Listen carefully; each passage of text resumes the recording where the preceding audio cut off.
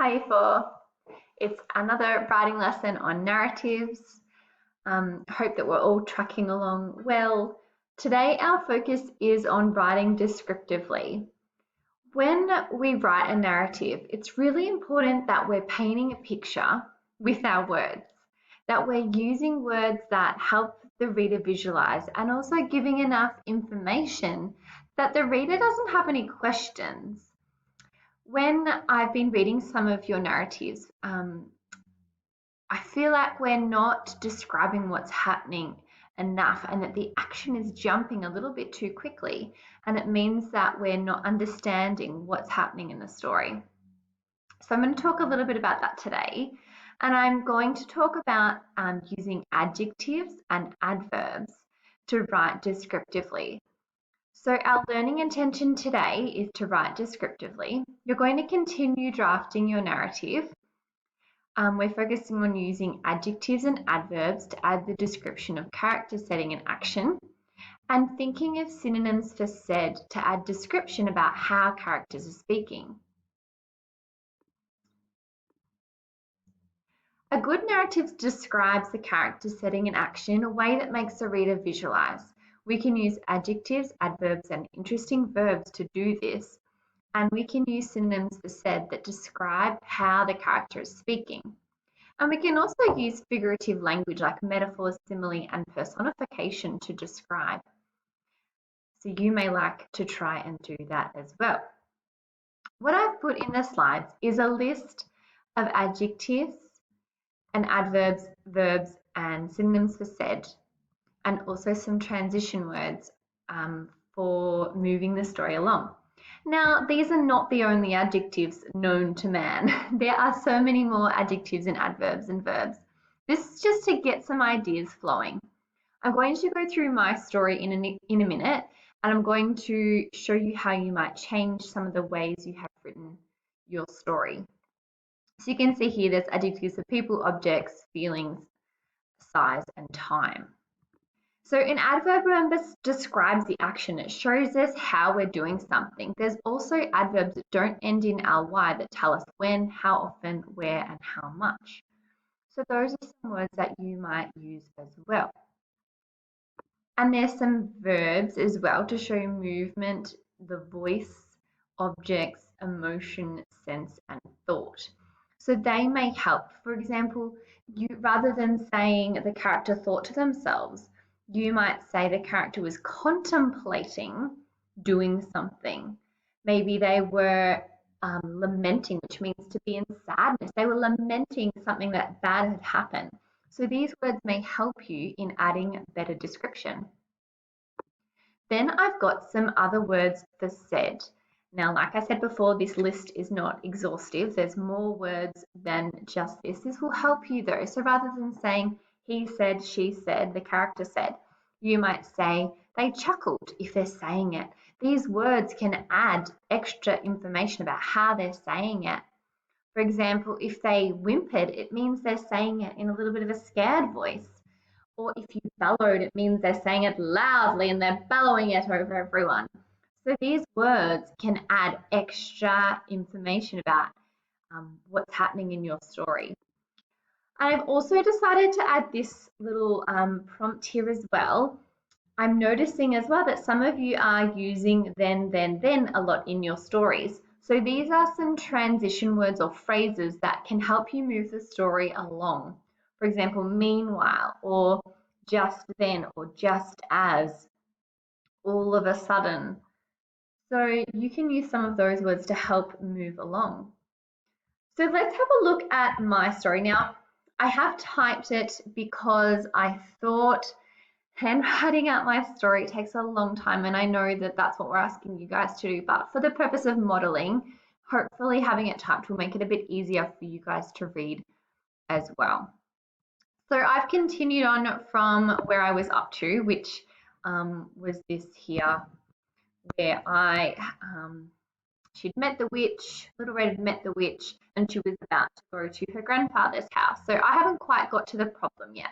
So that's what I've focused on today.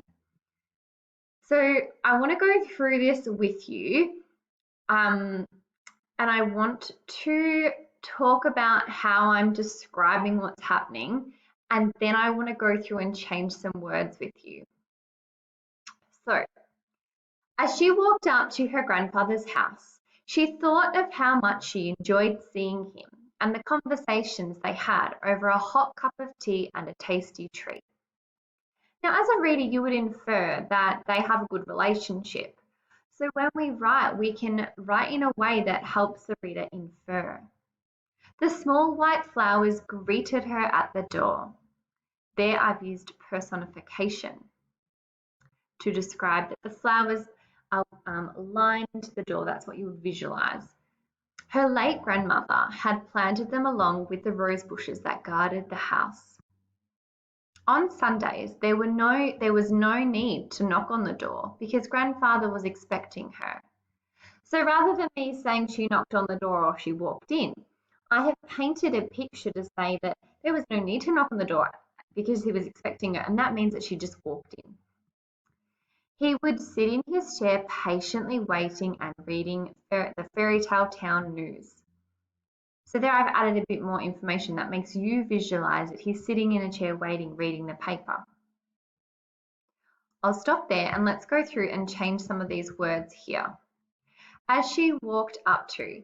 Now, if I go back to my chart over here, I was looking at some verbs and I thought this word, actually it wasn't on the list, but I thought of the word approached. I thought that was a better word than walked up to, as she approached. So I'm going to change that and I'm going to pop it in a different color to show you what changed it. As she approached her grandfather's house, she thought of how much she enjoyed seeing him. Now, I thought I could change the word thought by using one of these verbs here. And I thought maybe of the word contemplated. It's important that we write in past tense, so adding that ed. She contemplated. And then I'll take away of. She contemplated how much she enjoyed seeing him and the conversations they had over a hot cup of tea and a tasty treat. You can see there I have added adjectives. Maybe if I color code them to match this, adjectives are in green.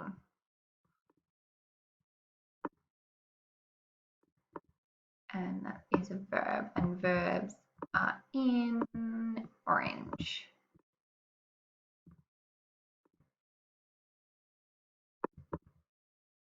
That is a verb as well. Hot cup of tea and a tasty treat. Tasty is an adjective. The small white flowers. Now, I thought I could think of a better word than small, so I'm going to go to my adjectives list. I'm going to go to size, and I'm going to find a word that I could use instead of small. I thought I might use the word petite, which is a French word for small, but we also use it as well, petite. The petite white flowers, so that is an adjective.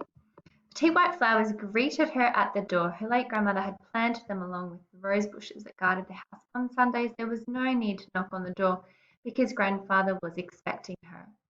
He would sit in his chair patiently. Here I've used an adverb.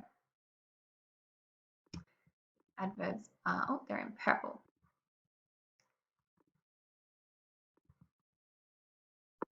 Waiting and reading the Fairy Tale Town news. Little Red skipped up to him and ran into his arms. Now I thought of substituting that for collapsed into his arms, because that shows that she's really excited to see him and she just runs into his arms.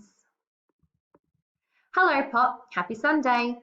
So here I've used my talking marks and I made sure I'm punctuating them correctly. Hello, Pop. Happy Sunday. I brought you your favourite today, muffled Little Red, as she continued to hug her grandfather.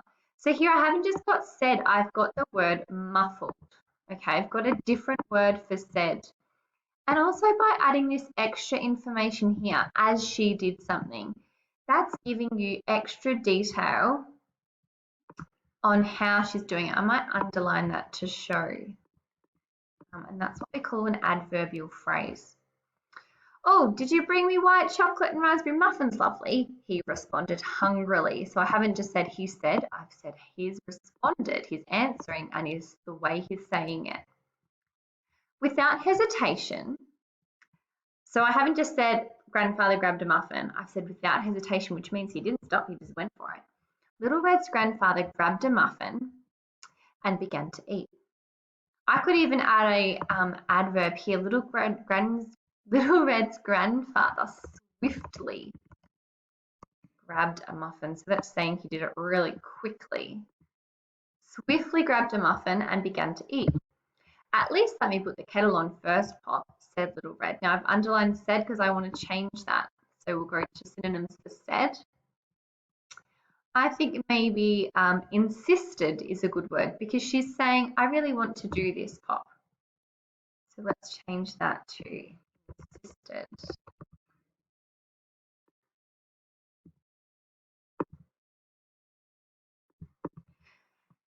And you can see here, I've got a split dialogue. So I've got, she's talking here, at least let me put the kettle on first, Pop, insisted Little Red. They will taste even better with a cup of tea. So because she's still speaking, I've put in my comma here, and then my start of my talking marks, and the first letter is a lowercase when it's a split dialogue. They will taste even better with a cup of tea. As Little Red walked to the kitchen, so I've underlined walked. Let's see if there's any other adjective verbs, to change walked. I thought maybe strolled, wandered, maybe strolled. As Little Red strolled into the kitchen. Is that what color I'm doing? No, orange.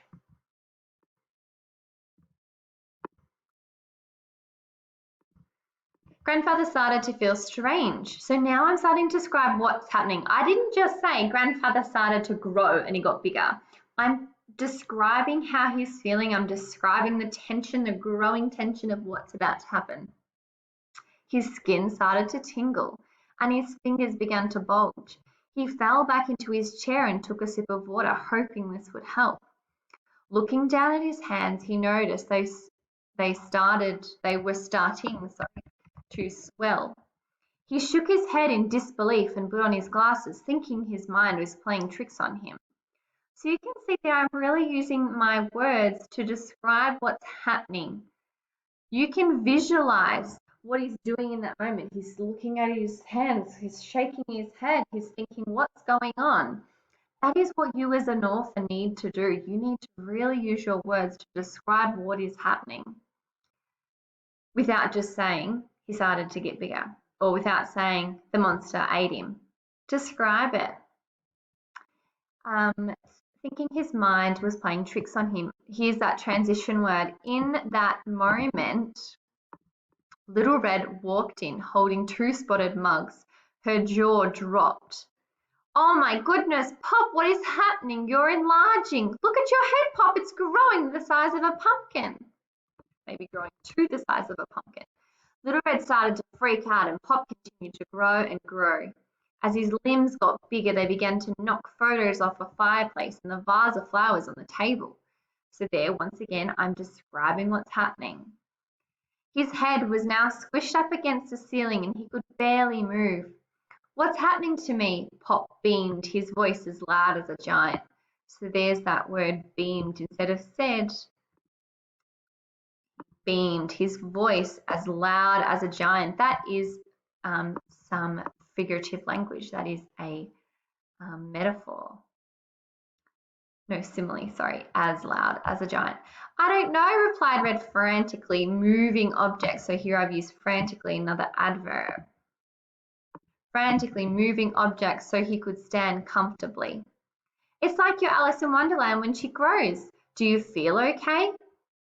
I feel fine, Pop answered gladly. So there's another adverb, and I haven't just said, I've said answered. But what do we do now? So that's the end of what I've done so far. But I really want you guys to understand how we can use our words to describe. You can see in there, I've color coded, and I haven't even color coded all my adjectives, only the ones that I did as I was reading. But you can see there, I've used adjectives, I've used adverbs, and I've added good description of what is happening.